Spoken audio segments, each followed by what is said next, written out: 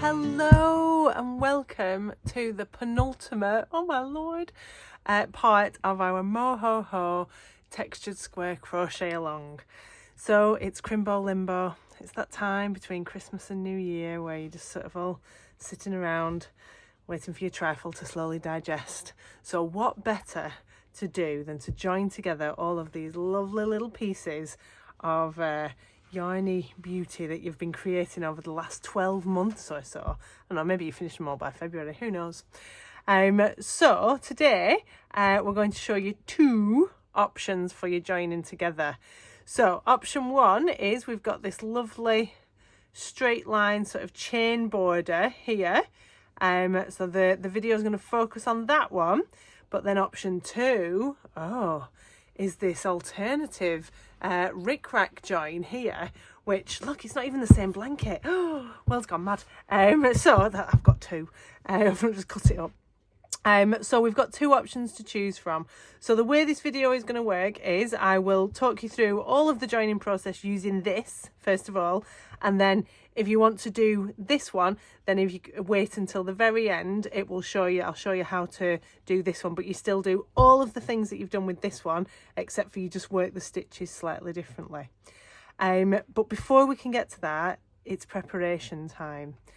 So there is a little bit of a couple of things that we need to do before we get going. The first thing is check that all of your squares have got that border on, because let's find some that we've not joined yet. So, looky here, there's a process to this, don't worry. Remember when after each square we did this lovely this slip stitch border all around the four sides. This is vital. And this is why it's important that we add the 20 on each side. You are going to be joining through this. Let me get to a little pointer. You're going to be picking up the inside loop. So we're going to be working through this side of our slip stitches on that one and this loop of our slip stitches on the other side. And we're going to join them together so that we get the remaining side. So we get this lovely line of stitches going down here, the remaining unworked loops, and the same on that side. And it's just a super neat way to join, and you don't get loads of bulky seams with either one that you do. So if you don't have, and this is not going to be a popular piece of information, if you haven't done your borders on all four sides, I know some of you have been doing 3, you might be able to get away with that, but if you haven't done a border on these, then that is what you need to do first of all. The next thing that I would recommend that you do is sew all your ends in. I know I've got these sticking out here, but that's because I'm still finishing off this border bit for the last bit of the video. But all of the other squares, so all of these ends are sewn in. It will make your life much, much easier. And now the third bit of preparation that we need to do is, if by any chance you think your squares maybe don't necessarily have 20 stitches per side, or do, but they're a bit experimental, the best thing to do is get some stitch markers. Now you might need quite a few if you're going to do this to all of them. And what I'd recommend doing is placing a stitch marker in the chain at the corner of each square. So there's one, and then I would pretend these aren't joined together, I'd put the other one in there. So you will either know that, so if you, the best thing to do is to count between them and put 20, so count 20, put a stitch marker, count 20, put a stitch marker, count 20, put a stitch marker, and then you should in theory have 20 in a stitch marker. If you haven't, then that's when we need to start doing a bit of wiggling and jiggery pokery, because what we want to know is that when we finish our join between two of them, that we are at the right point in that corner chain. Okay, so if you're really disciplined, you would go through every square first of all, and you would put one of these in each of the four corners. That will make you joining together much quicker. If not, you can sort of do it as I will show you in the video, where you just do it sort of square by square as you go along, or you can wing it and fudge it. Follow your heart, there's no judgment here. And the fourth piece of preparation that we need to do is possibly the thing that will take you longer than making the rest of the blanket. Decide on the layout. So this took me, for the big one here, this took me about 3 hours. Because at first I thought, oh, I'll do January, February, March, April, May, June, July, August, so, and have 6 and 6, and then I would have 8 rows of 6. But if you do that, you end up having down one side, you got January, February, January, February. So you get like, or January, June, oh no, January, July, I don't know, you know, the passage of time. So I ended up having sort of like blue, pink, blue, pink, blue, pink. And then the next stripe was like yellow, green, yellow, green, yellow, green. So that didn't work. So if you do want to do the exact same layout as I've done on this one, which I know some people like a template to copy off, here it is now.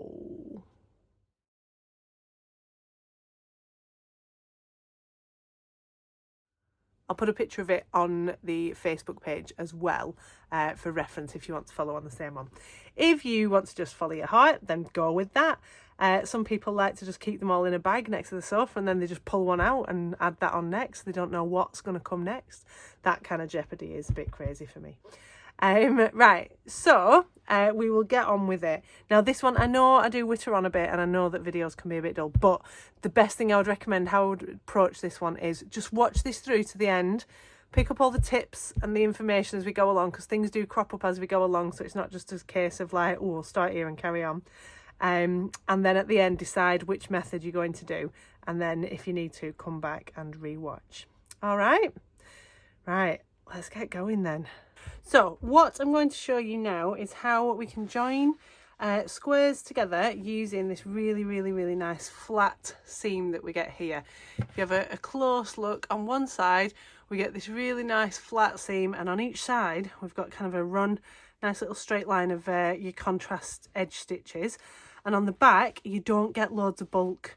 So sometimes with some slip stitch and double crochet seams you can get a really big bulky bit on the back, but this you don't, and it's really lovely. So the way that we do this is, and I've already done a little bit of it because otherwise this would be chaos, is you lay all your squares out, and then what we're going to do is we do all of the vertical lines or horizontal, it doesn't really matter, so all the way up and adding them on. And so what you end up with is a giant blanket with huge holes in like this. So we've done all of the vertical lines and I've left the horizontal ones. And I always start at the same edge, so I've always been starting down at the bottom. You can tell which way you're starting because your arrows of your V's will point towards the end that you start at. So whichever way they're pointing, that's the end that we always start at. So I've got my, what we're on, a 6mm hook, that way around there, and I've got my two squares, and I'm joining in cream. I've got some squares in cream. It just means that they will stand out a bit more prominently, because whatever colour you do your borders and your edging in, your seams in, it will pull that colour out a little bit more from the blanket. Okay, so this seam is a slip stitch seam. Now around the edge of each square you have done a border of slip stitches, so we should have this nice edge going around the edge of each square, and I did say to aim for 20 slip stitches on each side with a chain in the corner. Now if you've got 20 and you're definitely certain you've got 20, then that's excellent. If you're not entirely certain you've got 20, then it is always worth just doing a little bit of a count before we dive in. And some stitch markers could be really helpful for you at this point, because just to sort of match up your seams, let's find them. If you can, I'll have that one.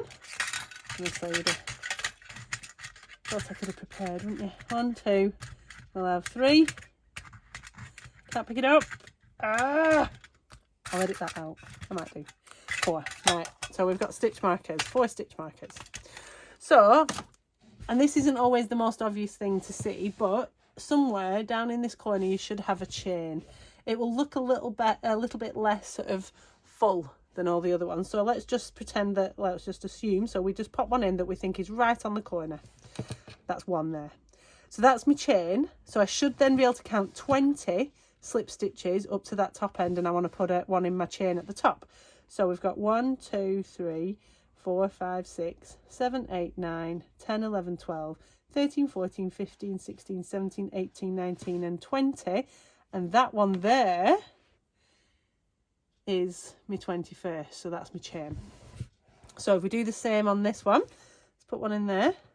And we go 1, 2, 3, 4, 5, 6, 7, 8, 9, 10, 11, 12, 13, 14, 15, 16, 17, 18, 19, 20. And that one there is my chain. But I think that that's a little bit too far down the corner. So what I'm going to do, I'm going to assume that that one there is my 20th. So if I move that one up one, and that's where my starter is, and then we go, so we've got 1, 2, 3, 4, 5, 6, 7, 8, 9, 10, 11, 12, 13, 14, 15, 16, 17, 18, 19, 20, and that's my chain.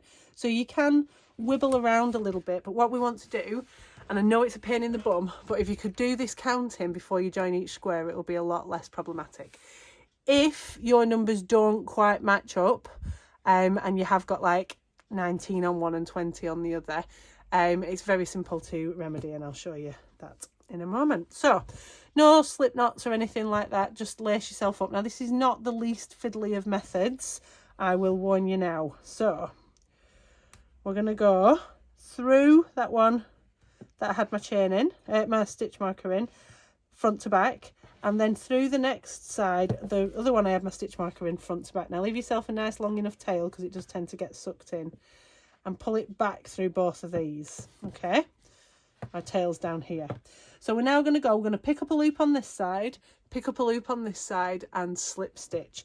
And it is not unfiddly. So we go through front to back, keep your wool at the back, through front to back, wrap it over and pull through all 3 loops on your hook.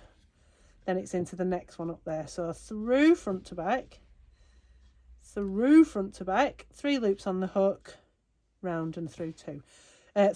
Don't pull these too tight, because it will pucker all your stitches.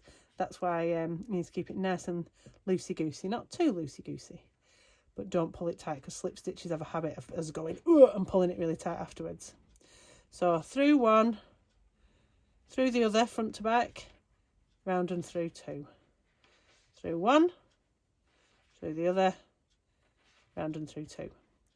1, 2, round and through 3. I keep saying 2, don't I? So instinctive. Hang on, my wool's stuck. Right.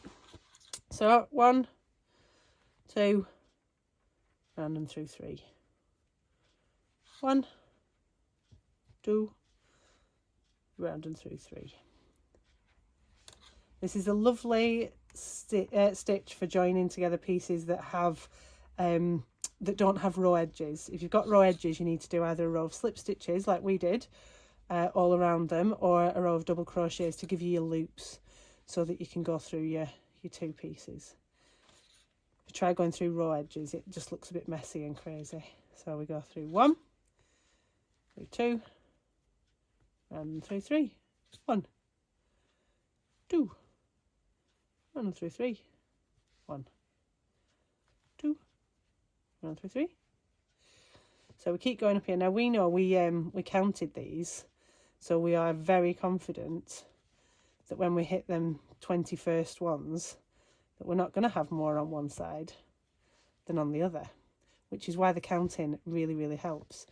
I know that many of you are not fans of counting or following instructions, so I'll show you what to do if you're a bit of a renegade. Right, so through there and through there. So those are the 20th ones, right? And they're joined. Now, if this is your first edge, you do always get a little bit of colour bleed as well on this side down here of your other colour coming through, but that is barely noticeable. So let's get rid of our lovely stitch markers. So as soon as you've joined up the first 2, you then get your next 2. So I've got one here. This is going to be my next one. I might do that one that way, because all these ones are going that way. I'll have that way. And we're going to do the same. But what I'm not going to do is, I'm not going to count on this one, and we'll see how it works out. So I'm going to assume that that one there is me. That one looks a bit like a chain, so I'll ignore it, and I'll start in the next one along just to try and make it cock up a bit. Right, lace up. Now this is the most fiddly bit, is getting this bit, because you've got to keep your yarn at the back of you, so just to get it attached. So I'm going to join in what I think is down there, the first one. Oh, this pink and brown and white looks like Neapolitan ice cream, doesn't it? 1, 2, 3. First one's the fiddliest. Okay, hang on, I'm all yarn disciplined. Right, okay, so we're then going to go, so we go through 1, through 2, round and through 3, exactly the same as we did all up the others.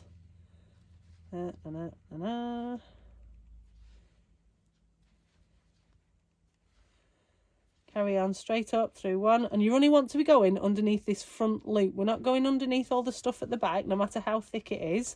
We just want to go underneath one side, slip underneath the other side, and through there. So we're just joining together the inner sides of these slip stitches. So through the middle of one, through the middle of the other, round and through three.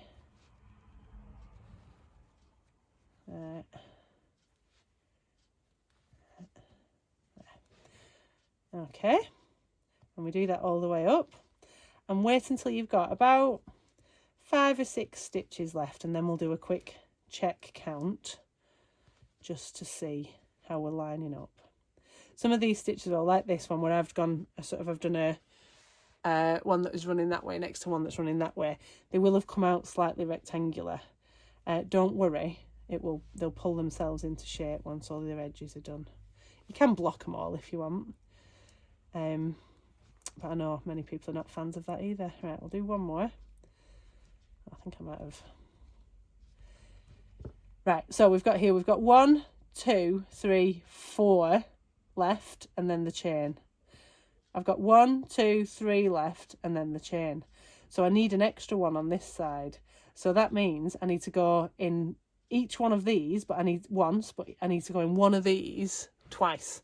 So to level it out, so I'm going to go in the next one of those, but the same one of the side that I've not got enough stitches on. Okay, can you see that there?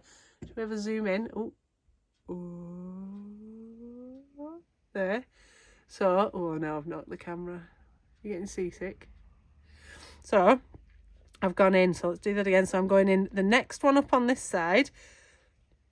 I can get it in, but then the same one that I've just been in on that side there. So that will level up my numbers. So if I then do a quick count,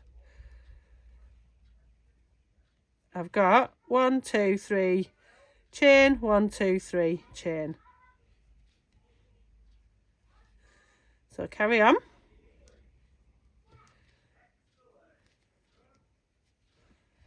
And there, and there, and there. Right, okay. So then, let's zoom out again now. So what you're going to do then is carry on it all the way up to the top. So I'll then take my green one and attach me that one to there, and all the way up to the top. When you get up to the top end of a row, it's massive, this is amazing. When you get up to the top of a row, and it's your last squares, just fasten it off with a slip knot, and then start back down again at the other end. And then what you should end up with is something that looks like this, that is joined in one direction and has nice big holes in the other direction. And then what we want to do is we'll do the same again coming along in the other way. Is that horizontally? You know, I don't know horizontal and vertical. So let's have a look at that. Okay, so we've done all of our vertical seams. It's now time to do some horizontal seams.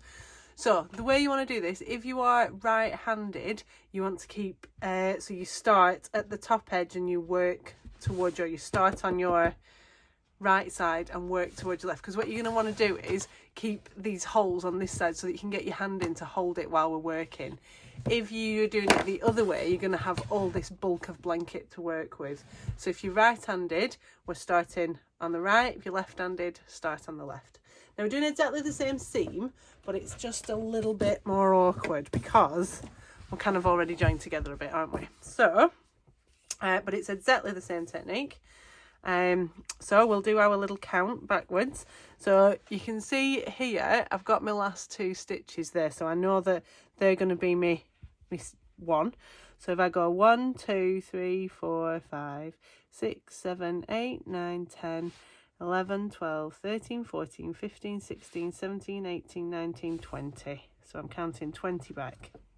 Same on this side. So I've got 1, 2, 3, 4, 5, 6, 7, 8, 9, 10, 11, 12, 13, 14, 15, 16, 17, 18, 19, and 20. So if I go in that one. Okay. So, oh, could you see that? I'm going in that one. I'm going in the 20th. Right. So we're up here. So leave yourself plenty of tail, and we're going to go in from behind like this, and we hook it and we pull it through 1 and we pull it through 2. It's then exactly the same as we were doing in through this side in through that side. And remember, we're only going under the loop, we're not going through the actual work. Where this gets fiddly is you've got to sort of, you can't really see where you're hooking it because it's under there now, and round and through 2. So we go. I find it easier to do it sort of flat on a table, but you might find it easier to do it on your knee. Round through 1, round through 2, and up. Now, clearly, this is going to get a little bit more tricky as this hole starts to sort of close up, which is fine. We just have to get used to feeling our way a bit. So through 1, through 2, round and through all 3. And we then we're going to do these all the way up the blanket, just like we did with the others, all the way up through. Oh God, once it's stuck on everything. Okay, so all the way up through all the squares from one side right through to the other, so you get nice continuous joins, and you don't have loads of ends to sew in. You're still going to have plenty from this, but we'll work over some with the border, don't worry. So 1, 2, round and through 3, and then 1, 2, come on you monkey, round and through 3, 1, 2, oh, split the yarn there, don't want to do that, round and through 3, 1, 2, round and through 3. So this is when it starts to become a little bit of a sort of guessing game with your yarn, but if you can't see it, you just kind of hook it and have a try. So we're going 1, been in that one there, round and through 3, 1, 2, round and through 3. So again, remember to keep it like a little bit loose. You don't want your seams to be puckering, don't let it pull, and this one is the one that has a tendency to pull a bit tighter, so give it make sure it's nice and loose enough for your tension of your edges. 1, 2, there we go, 1, there. So we're coming up to this hole now, and it's getting slightly more difficult to see through the back where my yarn is, so I just sort of feel for it like that, and then 1 and 2. So I've got my last stitch, and then I've got these bits that we're going to join together over here. So we go in 1, in 2, fertle around and bring it through there, and then I'm going to go in 1, in 2, and hook it at the back like that. Okay, so it's nice and flat. Now what I'm going to do is I'm going to go straight over this one up into the next bit, but what I need to do is put my hand in this next hole in here, and then I'm going to have to lace myself up invisibly. Ooh, or I can do it out here. Hello. Like the Muppets. Right, and so then I like to sort of hold that there so I can control where I'm going. And I'm going to start again in those 2 that have already been joined, just to give it a nice strong join there. 1, 2, round and through 3, and all the way up. And we do that all the way up to the end, moving your hand into each next hole as you go up, and remembering not to let it get too tight. And we do that on every horizontal or vertical, depending on which way you've now turned your blanket. Every unjoined join, anywhere where you've got holes basically. And we do that, and then at the end you do a little slip stitch just to fasten it off, and start again back at the other end. Okay, so you can see you start to get this really, really, really nice flat sort of patchworky effect. I'm going to do my border in this colour as well, so I'll really draw it all together. Right, I will get on with that. You don't need to watch me do the rest of this.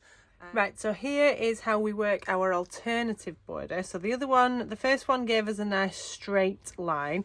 This one is if you're feeling a little bit fancy, you want to go a little bit next level. This is the rick-rack border. So we start, everything is exactly the same except for just the way that we do our stitches. So we're going to start down here, find my bottom ones like I did before, and instead of going through both this time, we're going to go through each one alternately. So I've come through on one side, I've obviously done my counting to check my 20s. And what I'm going to do is I've got my loop on this side, nothing too tight. And I'm going to put my hook through this side. So again, it's a little bit awkward. I had a bit of a disaster this morning as well. I've had to cut my nail really short, so that's going to be problematic. So we do a slip stitch alternately on each side. Again, just working through though these inside loops.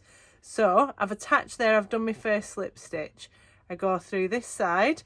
Now this one's a little bit awkward because I've got, this is sort of leaning over my hook, so I have to sort of pull away a little bit to pull it back through that one. Give it a little wiggle, there we go. So when I've done my slip stitch on that side, I then go across and do a little slip stitch on this side. Now this is obviously twice the work of the other border because we're going through each one individually, but it is just fancy. If you did the stocking or the tree skirt with us, then it's exactly the same way that we join those. So we go slip stitch in that side, that one's nice and easy. Don't let it get too tight as ever, and then back through this one over here, slip stitch through this side. This one's a little bit, like I said, it's awkward because you've got that very close behind your bar, your joining colour, and then you've got your other one right in front of it. So it's slip on this side, slip on this side,